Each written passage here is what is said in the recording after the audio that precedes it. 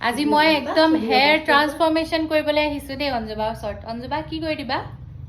কি কৰি দিম কোৱাচোন, তোমাক কি লাগিব? মই এইখিনি অকমান ঠিক কৰি লওঁ, ফ্ৰণ্ট চাইডখিনি। এতিয়া প্ৰথমতে ধুই লওঁ।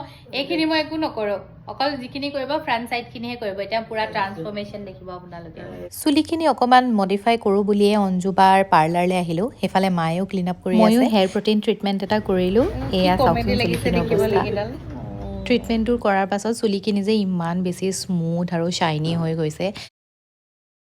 তাৰপাছত নেক্সট ডে আহিলোঁ মই কালাৰ কৰিবলৈ। নেক্সট ডে নহয়, তাৰ 3 দিন পাছত মই কালাৰ কৰিবলৈ আহিলোঁ। কি কালাৰ কৰিম সেইবোৰ ডিচাইড কৰোঁতে কৰোঁতে আধা ঘণ্টা লাগিল। তাৰপাছত যিটো কালাৰ কৰিলোঁ সেইটো আকৌ কিবা কালাৰেই নাহিলে, একো গমেই নাপায়। তাৰপাছত অঞ্জুবা এক্সপাৰ্ট মানুহে একেবাৰে এনেকৈ ধুনীয়া কৰি দিলে মোৰ চুলিখিনি হাইলাইট কৰি। এতিয়াহে ধুনীয়া লাগিছে ন? কালাৰটো কেনেকুৱা লাগিছে কমেণ্ট কৰি ক'ব। আৰু অঞ্জুবাৰ হেভেনলি বিউটি চেলনখনলৈ আহিবলৈ নাপাহৰিব। জেইল ৰোডত আছে দেই, যোৰহাটতে। Bye bye.